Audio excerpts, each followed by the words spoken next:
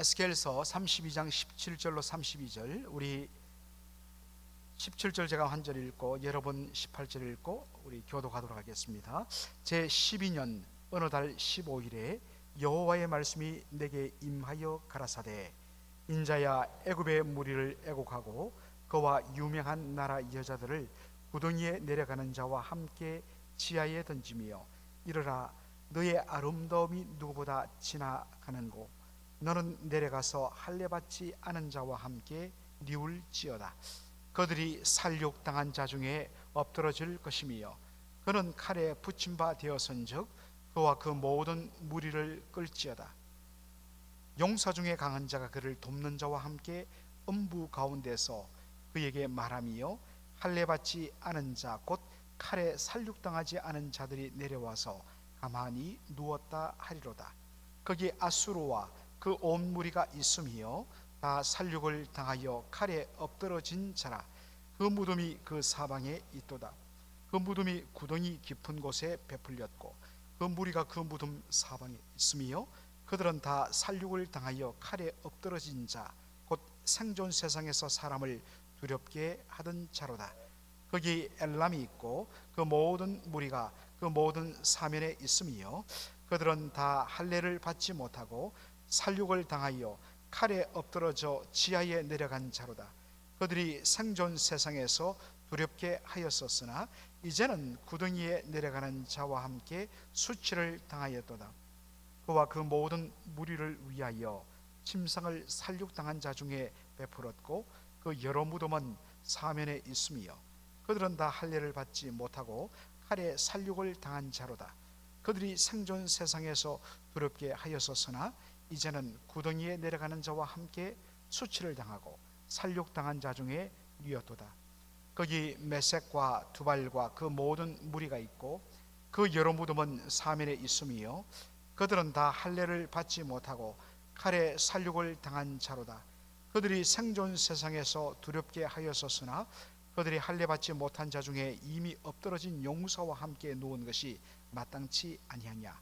이 용사들은 다 병기를 가지고 음부에 내려 자기의 칼을 베게 하였으니 그 백골이 자기 죄악을 졌으며 생존 세상에서 용사의 두려움이 있던 자로다. 오직 너는 할례 받지 못한 자와 일반으로 패망할 것이며 칼에 살육당한 자와 함께 누리로다. 거기 에돔 곧 그 열왕과 그 모든 백성이 있으며 그들이 강성하였었으나 칼에 살육당한 자와 함께 있겠고 할례 받지 못하고 구덩이에 내려간 자와 함께 누우리로다. 거기 살육당한 자와 함께 내려간 북방 모든 백성 방백과 모든 시돈 사람이 있으며 그들이 본래는 강성하였으므로 두렵게 하였었으나 이제는 부끄러움을 품고 할례 받지 못하고 칼에 살육당한 자와 함께 누웠고 구덩이에 내려가는 자와 함께 수욕을 당하였도다. 바로가 그들을 보고 그 모든 무리로 인하여 위로를 받을 것이며 칼에 살육당한 바로와 그 온 군대가 그러하리로다. 나 주 여호와의 말이로다. 내가 바로로 생존 세상에서 사람을 두렵게 하게 하였었으나 이제는 그가 그 모든 무리로 더불어 할례 받지 못한 자 곧 칼에 살육당한 자와 함께 니우리로다.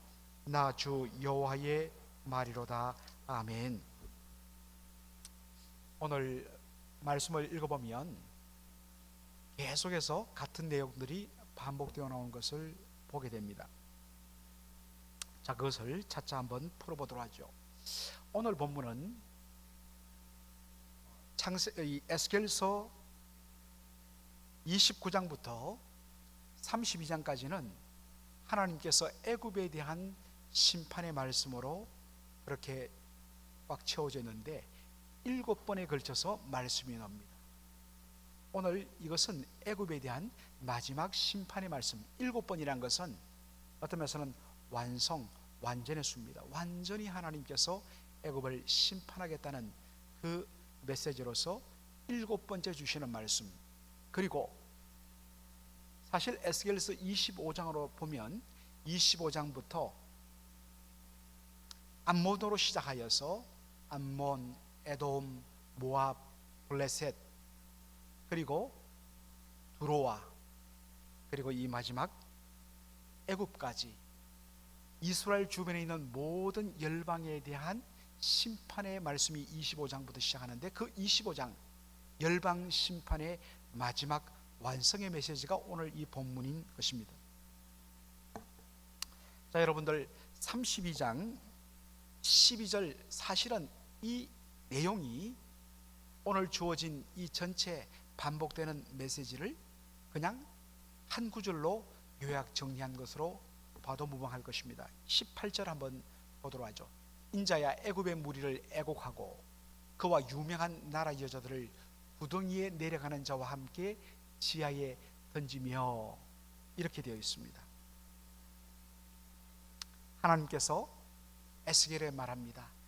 인자야, 너는 애굽의 무리를 위하여 애곡해라. 사랑하는 사람이 죽었을 때 그렇게 통곡하는 심정으로 바로 애굽 무리, 하나님 앞에 심판받아 영원한 멸망길에 들어가는 애굽의 사람들을 위하여 울라, 그렇게 이야기합니다. 그러면서 왜 울어야 되냐면 바로 지하에 던져진다, 그런 표현을 쓰고 있습니다. 영어 성경을 보면 the earth below, 이 땅 아래쪽으로 내려간다, 그런 표현을 쓰고 있습니다. 왜 애굽의 무리를 위하여 애곡해야 되니까 이제 좀 더 설명하겠습니다만, 이 애굽과 더불어 유명한 여자들, 그들이 함께 지하로 던져지기 때문이다. 여러분들, 지하에 던져진다, 벌써 그 말씀의 의미 어느 정도 와닿을 것입니다. 문자 그대로 땅 밑, 그런 의미도 되겠지만 지하에 던져진다, 이 말은 첫째는 죽는다는 죽음을 의미하고, 두 번째는 땅 밑으로 들어간다는 것은 결국 뭡니까? 묻혀서 무덤 속에 들어간다는 말입니다. 무덤이나 죽음이나 같은 개념이죠. 그리고 이 지하란 말은 세 번째 또 하나의 의미가 있는데, 영원한 형벌의 처소, 우리가 일반적으로 지옥으로 말하는 그것을 의미합니다. 사실 오늘 이 본문에 보면 이 지하란 말, 이것과 동일한 의미로 쓰여진 히브리어 단어, 요즘 한국 교회들이 많이 쓰는 개역 개정판에 보면 그대로 히브리어 그대로 나와 있어요. 그런데 우리가 쓰고 있는 개역 한글판에는 이 단어로 나옵니다. 음부, 어둠의 처소, 음부. 그런데 개역 개정판에는 아예 그냥 서울로 딱 명기되어 있습니다. 이 서울이라는 히브리 단어는 문맥상으로 살피면 세 가지 의미가 있어요. 똑같습니다. 첫째로는 죽음 자체를 가리킵니다. 두 번째, 서울은 무덤, 사람이 죽어서 바로 땅에 묻히는 그 무덤을, 그레이브를 가리킬 때 쓰기도 합니다. 그리고 이 서울이란 말은 마지막 세 번째 의미는 영원한 형벌의 처소로 지옥을 가리킬 때 쓰는 그런 표현이기도 합니다. 앞뒤 문맥을 살펴보면 이것이 첫 번째 의미야, 두 번째 의미야, 세 번째 의미야가 자연스럽게 드러납니다.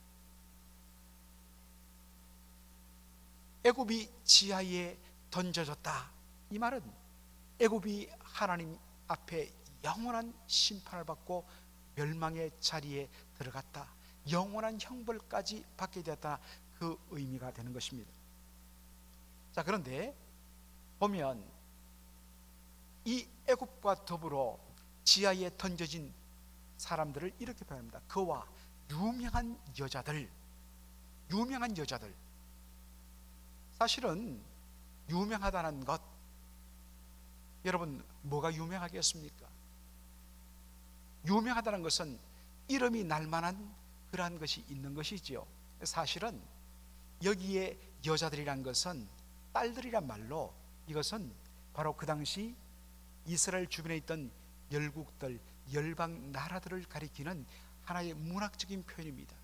시온의 딸들아 했을 때 이 딸이란 것은 정말 우리 어린 자녀들을 가리킨 게 아니라 바로 이스라엘 백성들을 가리키는 표현이듯이 유명한 나라의 여자들 했을 때는 이 여자들이란 것은 바로 그 나라의 백성들, 사람을 가리키는 것인데, 유명하다는 것은 바로 mighty nations, 아주 강대한,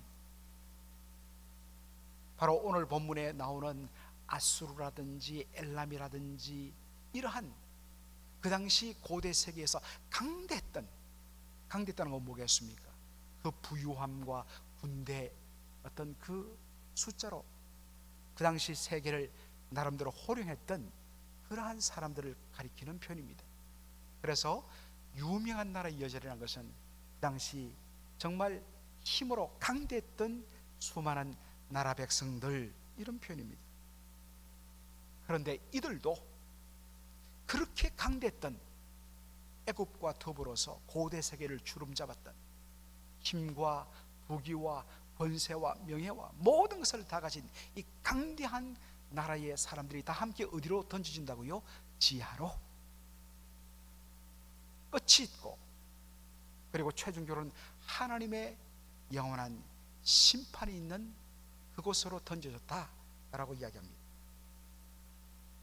바로 오늘 에스겔서 32장 이 17절 쭉 밑으로 보면 애굽과 더불어서 애굽이 하나님의 심판을 받아갖고 멸망당하고 그 애굽의 바로가 지하로, 수월로, 영원한 형별의 장소로 던져졌는데 가보니까 자기만 홀로 던져진 것으로 알았는데 가보니까 이미 그 앞에, 자기 앞에 그 고대 세계를 호령했던 수많은 왕들, 그 리더들이 거기에 이미 심판의 자리에 와 있어서 어이 막내 어서 와, 그런다는 것입니다. 그런 표현입니다. 그래서 오히려 그것을 보면서 애굽의 바로가 위로를 받게 될 것이다, 너 혼자 이런 심판당하지 않는다, 그러한 어떤 내용들로 오늘 본문이 차져 있습니다. 유명한 나라, 곧 그 당시 세계를 주름잡았던 이 강대한 나라들이 32장 22절에 보면 아수르라고 되어 있습니다. 아수르는 세계 최초로 바로 고대 세계 이 패권을 쥐어 흔들었던, 고대 근동지역 패권을 최초로 바로 큰 나라를 이루어서 휘둘렀던 나라가 아수르였습니다. 24절에 보면 여러분 엘람이라는 나라가 있죠. 여러분 성경 한번 보시기 바랍니다. 엘람, 이 엘람은 어디냐? 오늘날로 말하면 이란 땅을 가리킵니다. 오늘날로 말하면 이 페르시아, 여러분 페르시아 정말 지금도 뭐 이란 나름대로 쟁쟁한 나라지만 고대 세계에는 전 세계를 바로 인도로부터 아프리카까지 완전히 주름잡았던 그런 강대한 나라였습니다. 26절 보면 어떤 나라가 나오죠? 메섹과 두발. 이 메섹과 두발은 지리적으로 말하면 오늘날의 소아시아, 결국 터키 땅을 가리킵니다. 그곳에서도 정말 고대 세계를 주름잡았던 나라들이 있었습니다. 그리고 좁게 말하면 바로 이스라엘 북방에 있는, 우리가 살펴봤던 바로 이 에돔, 이스라엘 아래쪽에 있는 에돔, 그리고 저 이스라엘 북쪽에 있는 도시국가였던, 무역 도시국가였던 시돈이 언급되고 있습니다. 여러분 이들에 대한 공통점이 뭘까요? 오늘 본문에 보니까 계속해서 반복되는 단어가 있죠. 그들은 강대한 자였다, 강력한 힘을 가지고 세상을 두렵게 만들던, 떨게 만들었던 그런 강대한 자였다라는 말이 반복되는데, 저는 그것보다 한 두 가지를 더 구체적으로 좀 보고 싶습니다. 첫째는 계속적으로 오늘 본문에 이렇게 심판을 당하게 되는, 영원한 형벌의 장소로 떨어져 고통과 하나님의 심판을 영원히 받게 되는 이러한 무리들에 대하여서 반복적으로 계속해서 나오는 표현이 뭐냐? 할례받지 못한 자, 그리고 또 하나가 있다면 생존 세상에서 사람을 두렵게 던지 어마어마한 그들의 군대와 그들의 이 부를 가지고 그 당시 고대 세계에서 수많은 사람들을 두렵게 만들었던 그러한 사람들. 그런데 이들을 제일 강력하게 말한 게 뭐냐? 할례 맞지 못한 자였다. 자, 여러분들, 재미있는 것은요, 오늘 여기에 심판의 대상자로 언급된 에돔, 애굽, 시돈, 특별히 이 세 곳은요, 이스라엘 백성들과 똑같이 할례를 받는 것이 하나의 중요한 풍습이었던 나라들입니다. 다시 말해서 이들은 할례 받는 사람들이에요. 그런데 왜 하나님께서는 에스겔을 통해서 바로 에돔과 애굽과 시돈은 할례 받지 못한 자라고 그렇게 표현할까요? 여기에 이유가 있는 것입니다. 여러분, 할례가 무엇인지 아실 것입니다. 할례는 남성의 표피 끝을 잘라내는 그러한 의식입니다. 그런데 이 할례를 받는 본질은 뭐냐? 왜 할례를 받느냐? 이 할례가 담긴 그러한 의미가 뭐냐 했을 때, 할례는 저는 하나님의 언약 백성입니다 라는 신앙 고백이 담겨 있습니다. 다시 말해서 하나님은 저의 하나님이고 우리의 하나님이십니다. 그리고 우리는 하나님의 백성입니다 라는 고백이 담겨 있는 것이 뭐냐? 할례입니다. 세례도 마찬가지죠. 제가 내일 주일날에 세례 요한이 베풀었던 회개 세례를 가지고 말씀을 전하게 되는데 아마도 이 맥이 통할 것 같습니다.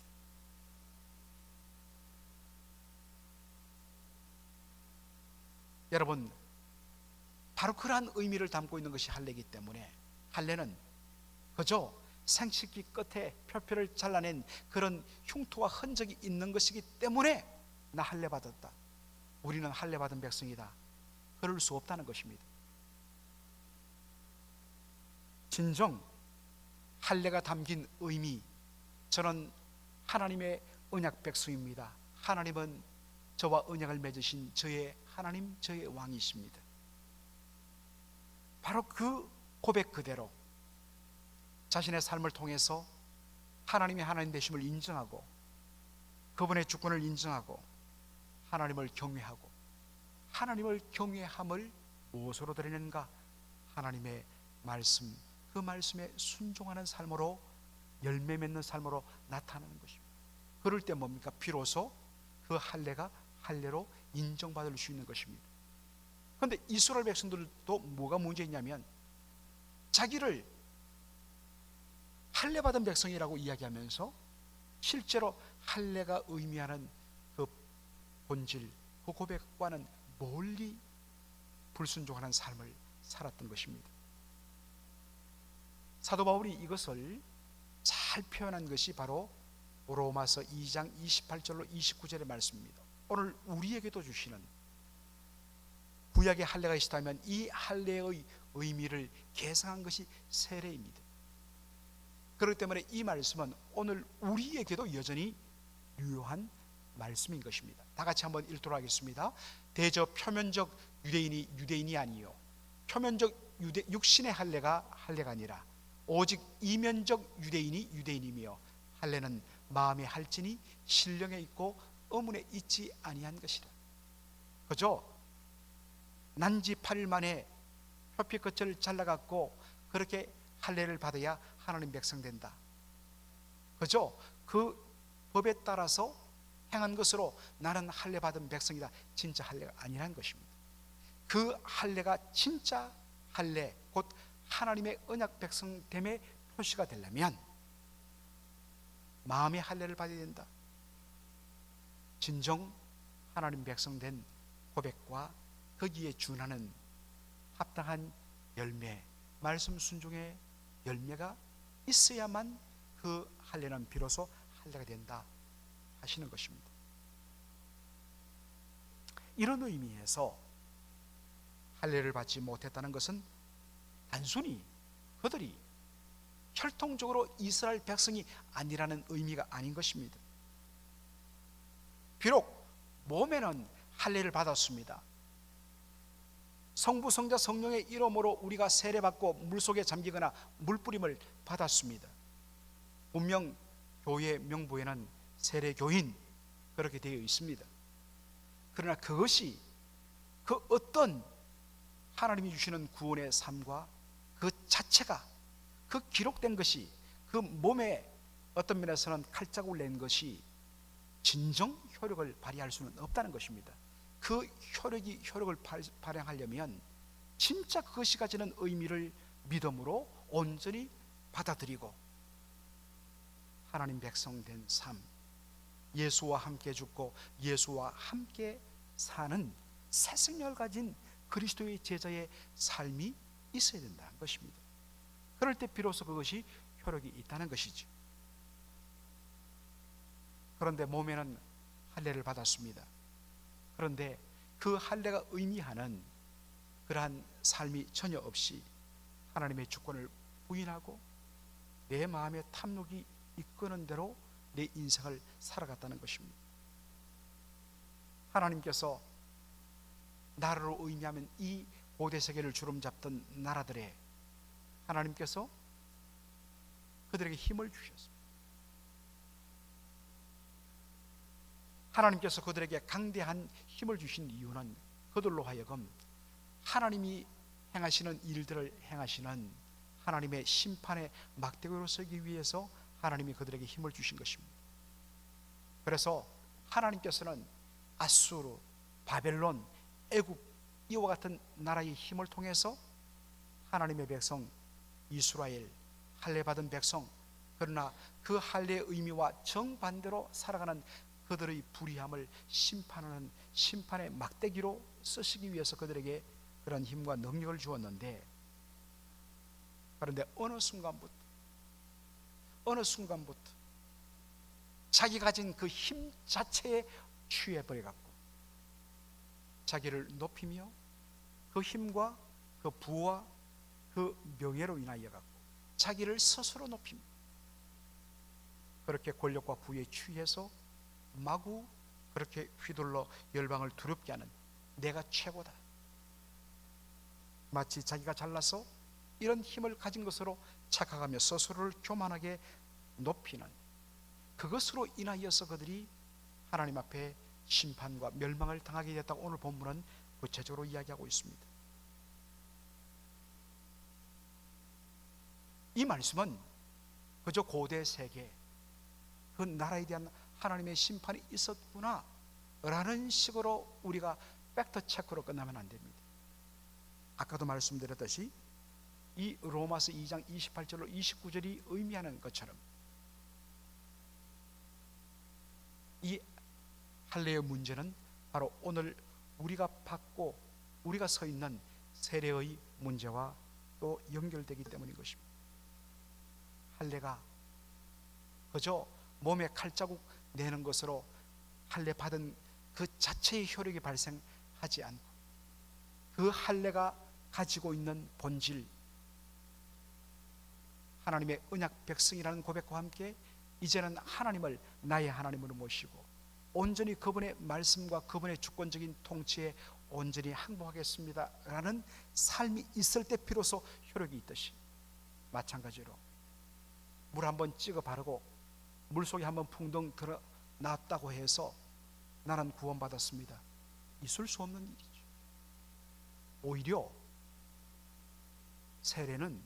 세례를 받았기 때문에 구원받은 것이 아니라 주 예수의 은혜로 구원받고 이제는 예수 그리스도가 나의 참된 주인이요 나의 왕이요 오직 나는 그분을 위하여 살아도 그를 위하여 살고 죽어도 그를 위하여 죽겠다는 바로 그러한 신앙 고백, 구원의 확신과 신앙 고백이 있는 것, 그것이 가지는 의미를 사람들 앞에 공개하고 드러내기 위하여 물속에, 죽음으로 의미하는 물속에 잠기는 것이요 바로 죽음에서 다시 살아나 이제는 과거의 삶과는 결단하고 오직 주님과 더불어 동행하는 새로운 삶으로서의 새 생명을 누리겠다는 의미, 이것을 담고 있는 것이 세례인 것입니다. 사랑하는 성도 여러분, 진정 영적으로 할례받은 백성으로 진정한 의미의 참 세례, 성령 세례를 받은 그러한 존재로 여러분 서 있습니까? 하나님, 저는 이렇게 하나님을 섬겼습니다. 이렇게 세례를 받았습니다. 이렇게 교회를 섬겼습니다. 하나님께서 이야기하십니다. 그 세례의 의미에, 그 할례의 의미에 합당한 삶이 있었느냐? 무엇으로 우리가 할례받고 무엇으로 우리가 세례받은 하나님의 백성인 것을 확인할 것인가? 외적인 표시가 아니라 진정 마음의 할례요, 회개에 합당한 삶의 열매요. 정말 그리스도 예수와 함께 나의 과거는 날마다 매일마다 죽고 십자가에 못 박고 날마다 그리스도 예수 안에서 새로운 인격으로, 새로운 하나님의 백성의 삶으로 사는 그 삶의 몸부림과 결단과 열매, 이것이 없다면 우리가 과연 하나님 앞에 설 수 있을까? 라는 두렵고 떨림으로 오늘 이 말씀 앞에 다시 한 번 더 우리를 비추고 하나님 앞에 진정 영적 할례 받은, 참 성령 세례 받은 그러한 하나님의 백성의 삶을 살겠다고 결단하는 저와 여러분 되기를 주의 이름으로 축원합니다.